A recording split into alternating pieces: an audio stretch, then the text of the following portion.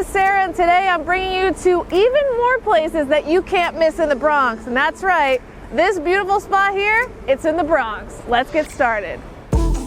This is part 2 of my Bronx guide, and if you enjoy it, please give this video a like and subscribe so I know to make more videos about New York's most underestimated borough. Most people will never make it to the Bronx, except perhaps to attend a baseball game at Yankee Stadium, that is. And that's really a shame, because this overlooked borough has serious cultural clout and a strong sense of community. Adventure awaits you here, from rivers to mansions to the homes of infamous godfathers and to where rap music was born. Its role in the American Revolution has paved the way for the thought makers of today in street art, music, and fashion. The Bronx is special, and that's why I'm happy to share 8 more places you cannot miss here in the Bronx.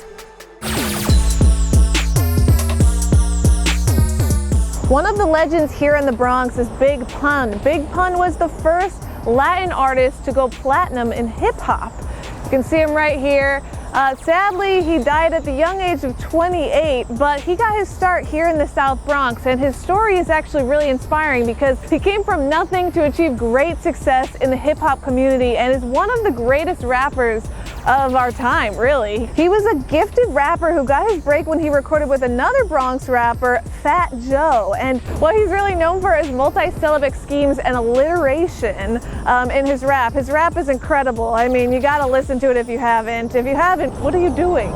He's like one of the legends. He was the first Latin MC to be certified platinum, selling over 500,000 albums. 2 of his biggest hits, you've probably heard, Still Not a Player and 100%. Again, if you haven't heard this, Google it right now and listen. It will just make your life better, I promise. This is very important. Tats Crew is one of the best street art groups in New York City. They create iconic pieces all over the place.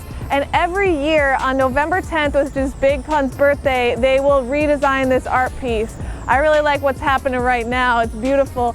You also see Christopher Rios right up here. That's actually Big Pun's real name. Big Pun stands for Big Punisher, for those that don't know. And then if you look right here, you'll see a Puerto Rican flag. That's not just a coincidence. Big Pun is Puerto Rican.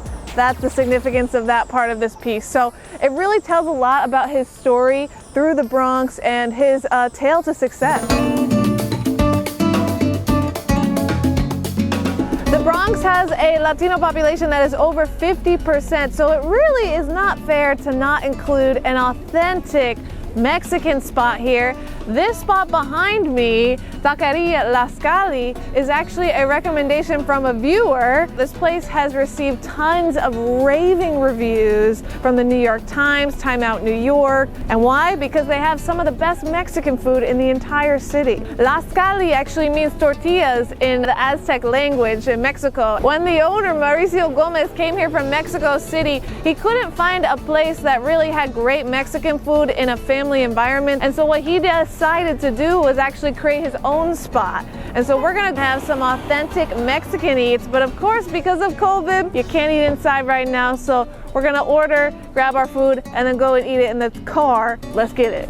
Do you like my fine dining establishment? It's called a Toyota Prius, and this is 2021 dining. Welcome.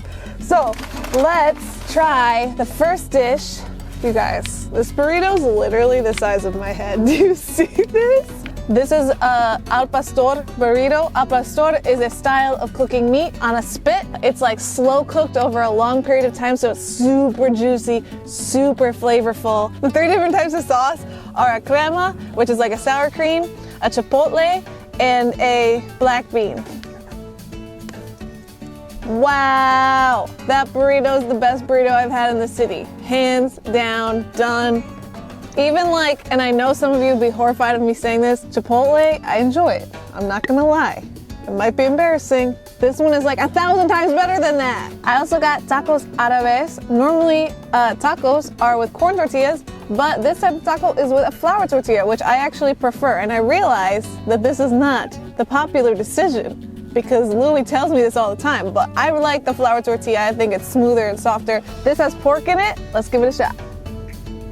That is so savory. The meat melts in your mouth. Slow cooked, you can tell. They also came with these onions that are charred. You know, I have to say, I always talked about how los tacos numero uno has the best tacos. They may have just been defeated by Taqueria Tlaxcalli. Congratulations, you guys. You now win the award.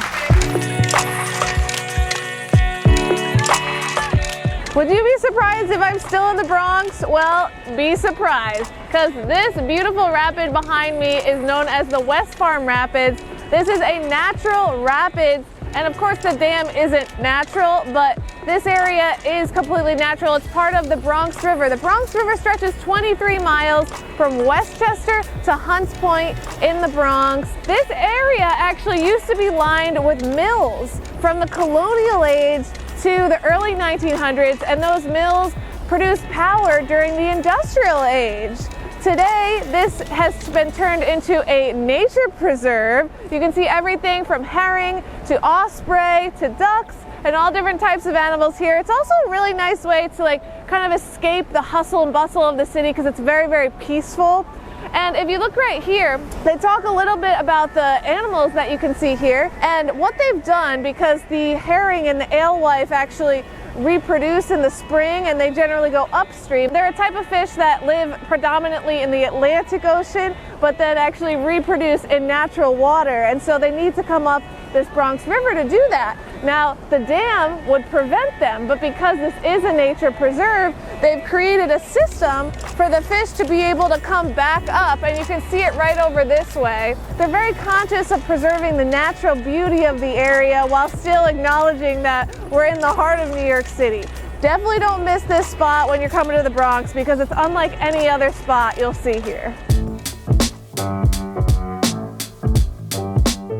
I am here at Liebman's. This is in Riverdale in the Bronx, and this is one of the last remaining Jewish delis in the Bronx. Now, before World War II, there were about 1,500 different Jewish delis here. Today, there's only a handful left, and this one is special not only because they make their own pastrami every day, which few delis can say that they do, but also because this is a spot that Anthony Bourdain loved. He actually featured them in his show Parts Unknown. So we're gonna go inside, we're gonna get some delicious food here.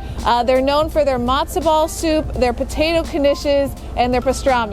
In traditional pandemic sense, we are having this meal outside at a little table. We have the pastrami and corned beef sandwich, which, by the way, was $20. Quite large, as you can see. This is just half of it. So, I mean, I guess $20, this can last several meals if you don't eat that much, but I thought that was pretty expensive, so it better be worth it. Then I have a potato knish right here, some sour pickles, and matzo ball soup, my favorite. All right, let's try the matzo ball soup first, because I love soup. A matzo ball, as you can see here, all it is flour and water, and then we have chicken noodle soup around it. So I'm just gonna take a little chunk out of the matzo ball.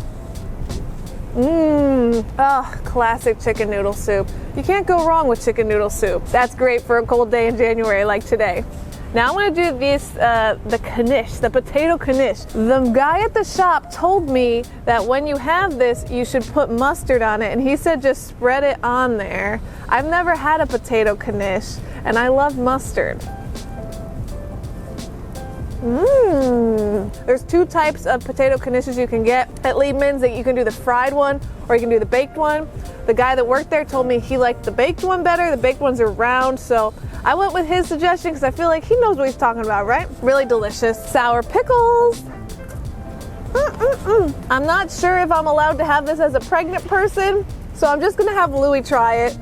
But I can tell you it smells great, and I wish I could eat this whole thing right now. I'm gonna have to come back here once I have the baby. Now, there's all these rules associated with pregnancy. It's really a shame. You can't have sushi, you can't have all this. So I'm just gonna play it safe, and Louie will be explaining to you how this tastes. So Louie, take it away. All right, we just got the pastrami sandwich here. I actually got a combo. It's a pastrami and corned beef sandwich. It has mustard and some tomatoes on here, and it's on a rye bread. I'm gonna give it a bite. Probably a really huge bite because I like food, you know. It does have some mustard in there, but kind of goes really well with the beef. The beef itself is really flavorful. Also has a lot of different spices, and the rye bread tastes just right. All right, so that's pretty much it. Sounds like the pastrami sandwich was delicious. I'm jealous, Louie, so good for you. Congratulations, you get to eat that. I'm just gonna enjoy the rest of this food. Really, really yummy deli here. Cheers. I'll see you at the next location. Inside Arthur Avenue Market, you'll find a very special cigar shop called La Casa Grande Cigars. This spot has been open for 20 years. It was started by Paul Di Silvio, who really wanted to find a good cigar shop here in the area, and there was no cigar shop that really brought the quality that he was looking for. So what did he do? He brought a bunch of people from the Dominican Republic and Nicaragua here to the Arthur Avenue Market, where they roll hand-rolled cigars in the moment. You can actually see them rolling the cigars here. So you really get that authentic experience, and you know that your cigars are made the proper way. Most of the people that roll the cigars actually have been doing it for 30 to 40 years. So they are serious pros. You can have them roll it fresh for you. They also have a walk-in humidor where you can pick out your own cigars. So if you're a cigar lover, definitely come here.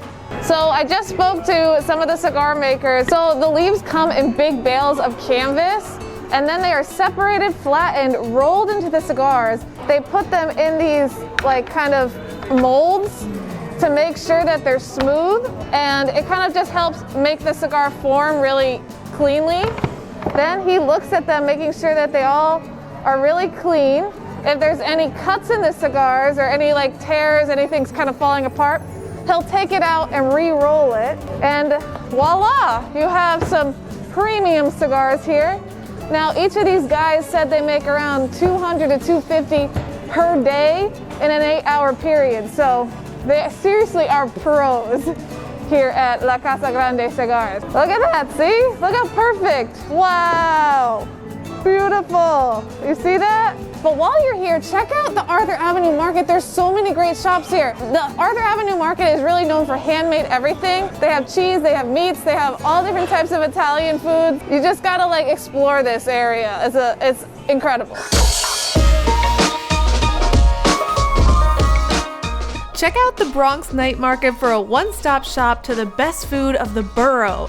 They have over 35 food vendors that showcase the global culinary experience in the Bronx. You'll find tasty bites from Mexico, Spain, Italy, Albania, and much more. And they also have a beer and wine garden with craft beverages from the Bronx Brewery and Bronx Beer Hall. However, you won't only find food here. They also have handcrafted items, art merchants, and live entertainment.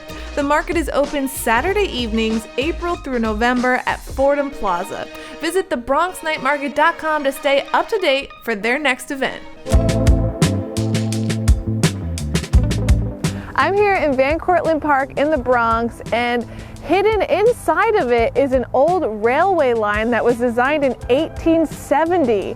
They actually used it until there was a big drop in ridership in 1958, but today it's actually completely abandoned, and it's on the Old Putnam Trail. So I'm going to show you how you find the Old Putnam Trail. The first step is you're going to come off the subway line right here. You're going to take the 1 train to 242nd Street, and then you're going to follow this path directly down from the stairs, and we're going to walk this way to the Old Putnam Trail, and there you'll find the railroad line. After the Civil War, the population of New York exploded rapidly here in the US, and all of these railroads were built to help commuters come from the Harlem River to New York City. A lot of people started settling in this area, and as family estates in the Bronx were broken up and sold to developers, neighborhoods started to spring up, and these were fed mainly by all of the trains that were running through this area, bringing commuters quickly to Manhattan. And that's actually how Westchester and Putnam counties to the north grew. So it kind of tells you a little bit about the history of how New York developed so rapidly. So now let's go check out that trail. So on the map, it says Old Putnam Trail, but what you'll notice as you're going through, it says Empire State Trail. So that tells you you're still on the right route. And you can see part of the rail line right here, kind of uncovered, but also you can walk along this trail over here, which is going through like more of a swampy like area with reeds. So we just climbed up the side of this little slope, and this is one of the ways you can get to the rail line, which is open to the public, and look over here. So here we have it. So all you need to do is climb up the side of that little hill that I was standing in front of just a moment ago. And here we are. You can actually see the railroad right here. Isn't that cool? From 1870. And you can see where people used to wait right back here. Let's go check this out. So this is the old waiting station. This is where people used to wait to board the train that we just walked on. It's really cool. So you can come climb here, you can walk around. There's a lot of trails in Van Cortlandt Park besides this one, and a lot of things to see here. And it's just a great way to kind of get in touch with nature here in the Bronx.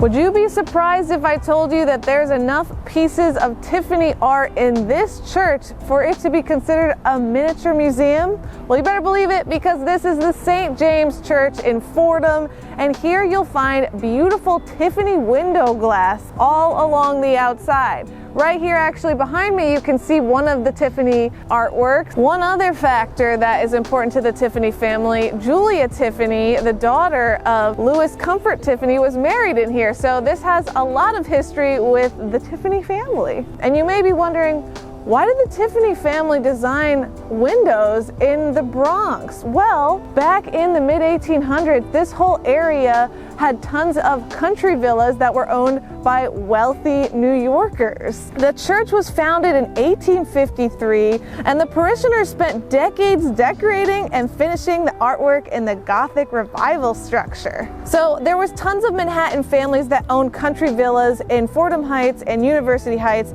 and they needed a place to worship and built St. James in the style of an English country church. And you can really tell that this is English country because it feels like you're in the countryside once you step right over this gate here. It's absolutely stunning, and today it's interesting to see how it fits in with the neighborhood, because like you're looking at me here, let's just turn this way. Completely different vibe, right? So it very much stands out, and since it was built in 1853, it will have that impact on you. In total at this church, there are 6 stained glass windows that were produced by Tiffany. So not all of them.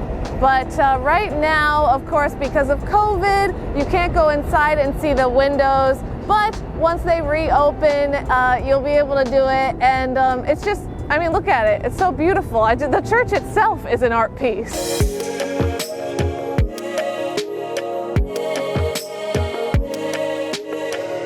Thanks for watching. If you like this video, remember to subscribe, give it a like, and watch my other video on the Bronx, or my guides on places you can't miss in Brooklyn and places you can't miss in Queens. I'll see you next time. Bye.